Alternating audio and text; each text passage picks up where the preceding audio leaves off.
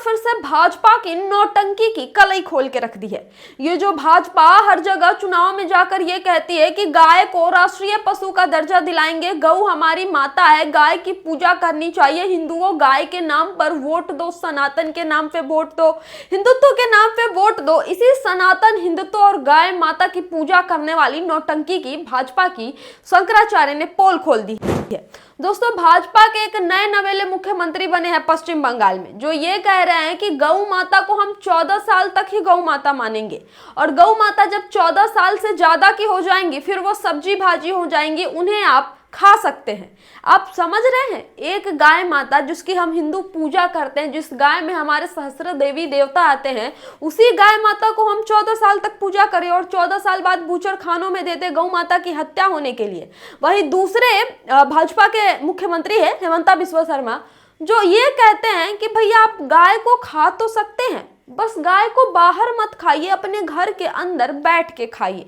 बस भाजपा की इसी सारी नौटंकियों की शंकराचार्य ने पोल खोल दी है। शंकराचार्य ने बड़े ही कड़े लहजे में कहा कि यही भाजपा का हिंदुत्व है, यही भाजपा का सनातन प्रेम है। भाजपा का एक मुख्यमंत्री कहता है कि 14 साल तक आप गाय को खा नहीं सकते, 14 साल बाद गाय सब्जी भाजी हो जाएगी, उसे खा सकते हैं। और दूसरा कहता है कि गाय का जो मांस है वो घर में बैठकर खाइए, बाहर मत खाइए।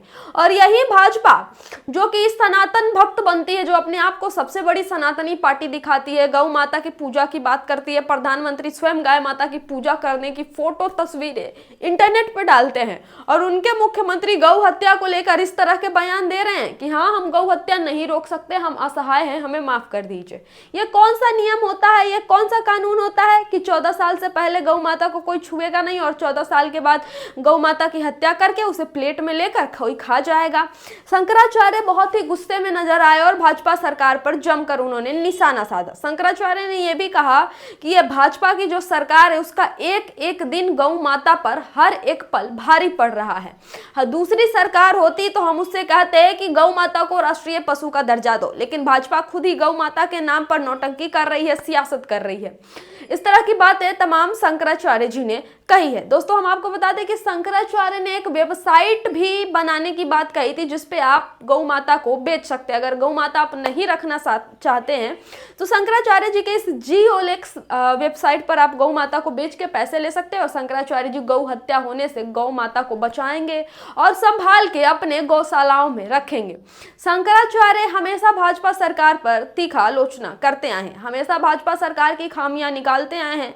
लेकिन दोस्तों, सोचने वाली बात यह है कि शंकराचार्य ने जो भी सवाल भाजपा सरकार से किए हैं वो ऐसे तो नहीं किए हैं, उनके बातों में दम था, उनके बातों में तथ्य था। आप खुद ही सोच के बताइए कि गौ माता 14 साल से पहले गौ माता रहेगी और 14 साल के बाद क्या रहेगी? खाने की वस्तु हो जाएगी, सब्जी हो जाएगी, भाजी हो जाएगी, खाना हो जाएगी जिसे लोग खा लेंगे। ये कैसा नियम है, ये कैसा कानून है?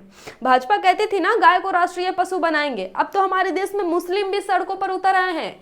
मस्जिदों से ऐलान किया जा रहा है कि गौ माता को राष्ट्रीय पशु घोषित कर दिया जाए, लेकिन भाजपा सरकार क्या कर रही है? एक शब्द भी उस पर नहीं बोल रही है। क्यों? क्योंकि अगर गाय माता को राष्ट्रीय पशु का दर्जा दे देंगे, गौ हत्या पूरे देश भर में बैन कर देंगे, तो उनकी राजनीतिक रोटी कैसे गलेगी, उनका राजनीतिक दुकान धंधा कैसे चलेगा? यही है भाजपा की नौटंकी, जिसे शंकराचार्य ने और पूरे देश के मुसलमानों ने अब एक्सपोज कर दिया। इस पे आपको क्या कहना है कमेंट करके जरूर बताएं। वीडियो को ज्यादा से ज्यादा शेयर करें, TDI न्यूज को फॉलो करें। धन्यवाद।